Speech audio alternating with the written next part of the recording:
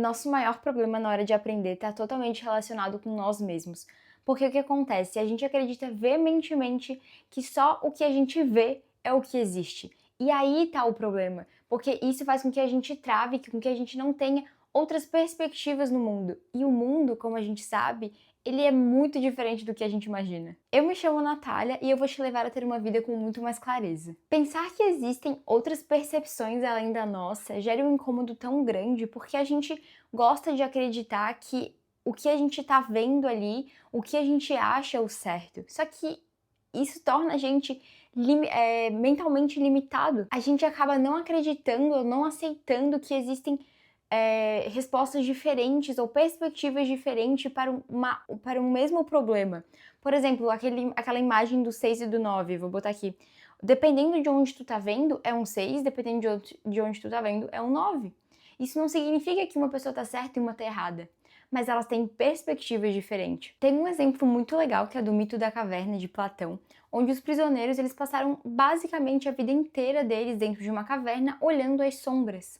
E até que um dia, um deles saiu. E por mais que ele tenha saído, tomado um susto na hora, e que era totalmente diferente do que ele vivia, ele se acostumou e ele pensou, eu vou trazer as pessoas que estavam lá comigo. Eu vou mostrar para elas que existe um mundo enorme aqui fora. Só que quando ele voltou para a caverna para dizer isso para as pessoas, ele foi chamado de louco. Eles queriam matar ele. Porque o que acontece? Perturbar a paz da ignorância incomoda. Tu não gosta disso. E vocês olhem essa frase, perturbar a paz da ignorância. Essa frase, pra mim, ela já resume todo o vídeo, porque o que acontece? Muita gente prefere ficar no confortável, prefere ficar no que já conhece. Às vezes as pessoas, elas querem tanto o ganho imediato que elas não pensam a longo prazo. Então, por exemplo, tu ficar sentado vendo TV agora é muito mais prazeroso, é muito mais satisfatório do que tu sentar a bunda para estudar e ter um conhecimento acumulativo, que tu vai ver diferença lá na frente.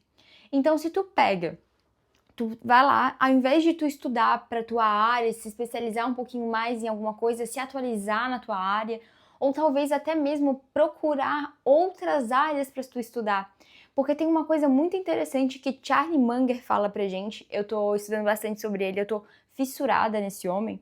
Ele basicamente fala que o segredo das boas decisões está na multidisciplinaridade. E o que significa isso? Significa que para tu ter uma boa resolução de problemas, para tomar boas decisões, tu precisa conhecer um pouco, nem que seja a base de diversas áreas.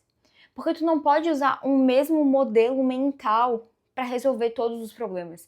E esse é o problema da especialização extrema. Porque tu começa a analisar tudo com essa tua mesma lente da tua especialização.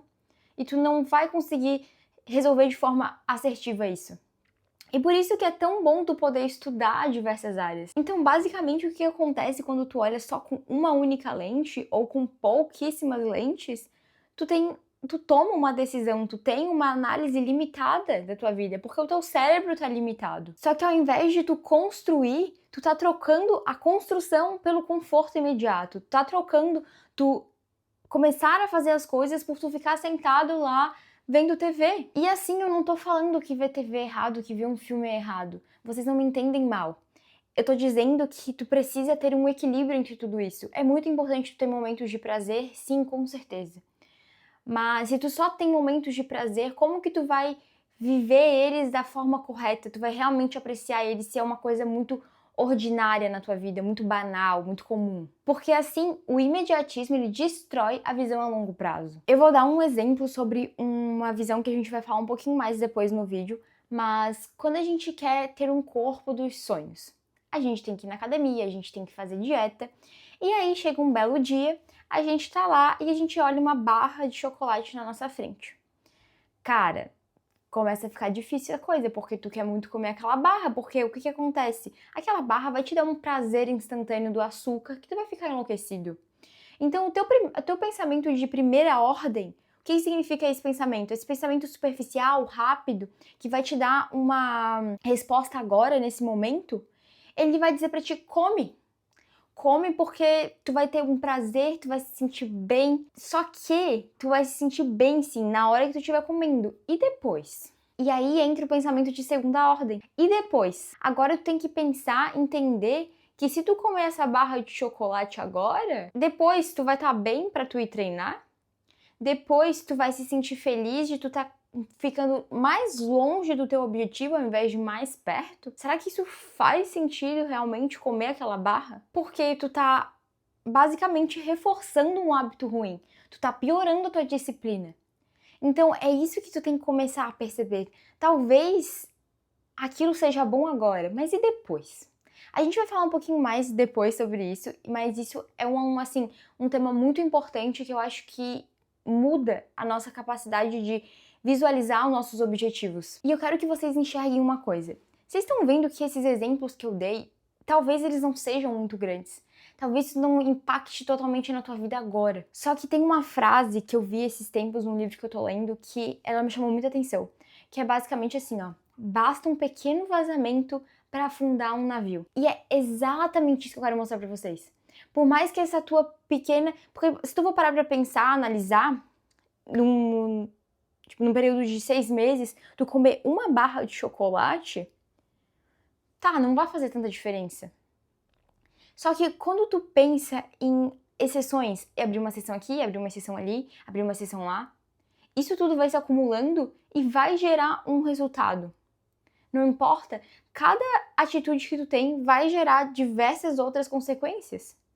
E eu vou dizer isso pra vocês porque eu e o Vitor, a gente tava com esse problema, a gente tava abrindo muita exceção na nossa dieta.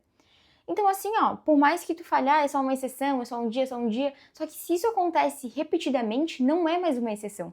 E isso vai gerar um resultado. Tu vai chegar lá na tua nutricionista e tu não vai ter o resultado que tu espera e tu vai ficar triste pensando, eu não consigo. Só que o que tu fez pra conseguir? Pode parecer insignificante, mas no fundo pode acabar afundando o teu navio. Então cuidado com isso. Uma outra coisa que trava a gente muito é o ego. Porque o ego ele é uma coisa muito difícil, né? A gente tem 2 pontos do ego que ele pode ser bom, mas eu não vou falar muito sobre isso hoje, vou gravar para um outro vídeo, se vocês quiserem saber mais, me avisem aqui nos comentários. Mas quando o ego ele é ruim, o que ele faz com a gente? Ele faz com que a gente viva sempre em competição. Ele faz com que a gente queira sempre estar certo, nunca estar errado, que se alguém tá falando que o que eu tô pensando é errado, então essa pessoa me odeia, eu preciso defender o que eu tô falando. Só que isso não é saudável. Porque o nosso maior problema no ego é o nosso medo da crítica e do julgamento. A gente não gosta de parecer errado para as outras pessoas. A gente não gosta de que alguém chegue pra gente e fale: o que tu tá falando tá tudo errado. A gente tem medo. Por exemplo, quando eu fui começar a fazer vídeo, eu tinha muito medo de estar errada, de falar alguma coisa errada. Só que todo mundo erra. Então, assim, o que tu pode fazer se tu errar é tu pegar, ouvir o que a pessoa vai falar, analisar, refletir sobre aquilo, pesquisar se necessário e depois chegar e falar, gente, eu errei, me desculpa. Isso é o certo. E não tem problema tu errar.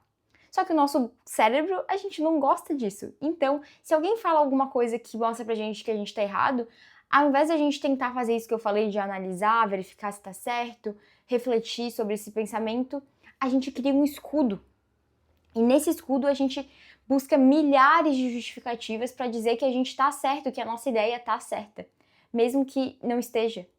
É que nem se tu tá criando um produto e alguém fala pra ti, olha, talvez esse produto não dê muito certo, porque por causa disso, disso e aquilo. Não consigo pensar em nada agora, mas vamos dizer que deu várias justificativas coerentes. Às vezes a gente tá tão apegado naquilo que a gente pensa, não, vai dar certo sim, porque eu tô fazendo, porque eu tô dando minha energia, eu sei que vai dar, esforço, não sei o quê. Então, assim, ó, é importante sim tu ter esforço, é importante tu ter energia, mas não adianta tu focar num produto que tá fadado ao fracasso porque ele não reflete o que as pessoas querem. E se tu tivesse parado e analisado o que aquela outra pessoa que já tem, às vezes, mais repertório te falou, tu teria visto isso. Só que tu não quer melhorar a tua ideia porque teu ego é tão grande que tu trava, tu cria essa proteção. E tu consegue perceber como tudo isso, ele é totalmente antiético ao crescimento. Porque o que acontece? Quando tu se bota pra ação, tu se bota na prática, tu tem a possibilidade de errar, certo? E assim, todo mundo vai errar. Ninguém nasce sabendo fazer nada. Então, é super normal. Só que quando tu tem esses erros, tu pode aprender com eles e é o que te faz melhorar. Eu adoro o exemplo da bicicleta, porque pra mim ele é muito didático. Se tu tá andando de bicicleta, tu sabe andar de bicicleta porque tu caiu muitas vezes antes, porque tu aprendeu. Então, assim, tu aprendeu com os teus erros. E é exatamente isso que tu tem que levar pra toda a tua vida. E tem uma outra visão que eu adoro, que ela fala assim, ó, que a cada erro que tu tem, mais perto tu fica da solução. Então, cada vez que uma coisa não funciona pra ti, mais perto tu fica da solução de encontrar uma que funciona. Eu gosto muito de usar um exemplo do tipo, perdi a chave do meu carro, ou perdi meu celular, enfim, e eu não sei onde é que ele tá, mas eu sei que ele tá na minha casa. Então eu vou começar a procurar na sala, não encontrei. Ah, vou no quarto dos meus pais, não encontrei. Vocês estão vendo que por mais que eu tenha errado nesses dois, cada vez mais eu tô diminuindo as chances de achar. Eu tô diminuindo as chances, não, eu tô diminuindo a área que eu tenho, então eu tô aumentando as chances de encontrar. Porque agora eu só tenho a cozinha, a lavanderia e o meu quarto, e o banheiro. Então, assim, se tu for olhar, ele é proporcionalmente inverso. Então, isso é muito bom. Tu errar é muito bom. Tu aprender com teus erros é muito bom. Mas isso tudo tu só consegue se tu jogar o jogo. Não tem como tu querer tudo isso, só que no primeiro erro tu desiste. Tu tem que estar ali, tu tem que ver essas novas perspectivas dos teus erros, dos erros dos outros, do que os outros te ajudam e reprogramar a rota se necessário. Só que o mais importante é tu estar no jogo. Tu tá ali jogando, lidando com as consequências daquilo. Porque se tu mantém distância das consequências, tu provavelmente não vai ter o total cuidado com aquilo do que se tu tivesse ali disposto a sofrer as consequências. Porque falar é muito fácil. É muito fácil eu chegar aqui pra ti e falar um monte de coisa que tu deve fazer e eu não aplicar nada. Vocês entendem isso? É muito importante tu tá com a tua pele em jogo ali. É o skin in the game. Tu precisa disso. Eu vou dar um exemplo assim, quando a gente é criança, que nossos pais falam, não toca na panela quente. E tu fica, tá, não vou tocar. Mas aí vai chegar um belo dia que tu vai olhar, e tu vai lá e vai botar o teu dedo. E tu vai queimar teu dedo. Toma, bem feito. Ninguém mandou tocar, mas vai ver se tu vai tocar de novo depois. Não vai. Porque tu sofreu as consequências das tuas ações. Então tá vendo que a gente comete um erro e esse erro, ele gera pra gente uma resposta que faz a gente rever nossa perspectiva e faz com que a gente aprenda com ele. E o que faz também com que a gente evite um erro maior posteriormente. Por exemplo, eu tô entendendo que a panela quente que tá no fogo tá quente. Então quer dizer que provavelmente aquele fogo é quente, então eu não vou colocar a minha mão dentro do fogo. Vocês estão vendo que vão se criando conexões aqui? E o problema, no fim, tá bem aqui na nossa frente. A gente só não tá querendo enxergar direito. Que é basicamente que muita gente quer viver a vida sem ter que lidar com as consequências. Quer ter o sucesso sem ter que lidar com o desconforto. Quer crescer sem questionar as tuas próprias crenças. Só que como que tu pode ter tudo isso se por dentro tu tá preso? Tem uma frase que Epiteto botou no... como é que é o nome? No túmulo dele, que é bem assim, ó. Aqui jaz um escravo mutilado no corpo, o mais pobre de todos e privilegiado pelos deuses. Vocês entendem por que ele falou tudo isso? Basicamente, ele deixou um ensinamento tão rico pra gente, falando como que, por mais que ele fosse escravo, ele fosse preso externamente, por dentro ele tinha algo que muita gente não tem, liberdade. Ele não tava mais naquela prisão mental que muita gente hoje em dia tá. Então como que a gente consegue nos libertar dessa prisão mental? Número 1. Pensamento de segunda ordem. Esse é um tema que a gente falou um pouquinho antes e eu disse que a gente ia continuar depois. Então, ele é assim uma coisa magnífica se tu quer parar de pensar só a curto prazo, só o teu ganho imediato. Porque o que acontece? A maioria das pessoas pensa só na primeira consequência, só no ganho imediato que tu vai ter. Só que tu tem que sempre pensar, porque pessoas inteligentes fazem isso para tomar boas decisões. Pensar, e depois? Porque cada decisão que a gente tem, pensa numa teia de aranha. Tu toma uma decisão aqui, ela vai se ramificando como se fosse uma teia, gerando diversas consequências por conta dessa única decisão que tu teve. E tu deve muito bem estar preparado para lidar com essas possíveis consequências. Óbvio que aqui vão existir um limite, a gente não é capaz de prever o futuro, a gente não consegue enxergar tudo que tem, porque tem muita coisa que a gente nem conhece, que a gente nem imagina que pode afetar essa nossa decisão. Mas a gente tem que ser capaz de entender sobre essas consequências com base nas informações que a gente tem, que isso sim é possível. E também tem certas decisões que geram consequências típicas. Então, que tu já tem uma noção de que aquilo não vai ser bom. Que nem o exemplo do chocolate com ter uma boa forma posteriormente. Tu sabe que tu comer uma barra de chocolate não vai gerar um resultado positivo para esse teu objetivo. 2. Pare de adicionar coisas. Às vezes a gente quer tanto procurar mais coisa, adicionar mais coisa, quando na verdade o que a gente deveria estar fazendo é retirar o que está cegando a gente. Tem uma frase na Bíblia que Jesus fala que eu gosto muito e que ela tocou muito meu coração na época, até hoje ela toca, mas é basicamente ele falando que como que tu é capaz de enxergar o cisco no olho do teu irmão e não ver a trave que tem no teu olho? Então eu faço uma reflexão com vocês, olhem para si mesmos e pensem, o que eu tenho agora, que peso desnecessário eu tô carregando que anda me prejudicando tanto? Número 3, haja. A ação sempre vence a inação. E isso aqui eu não quero trazer que vocês façam algo, ajam sem um propósito, porque agir por agir não gera um resultado.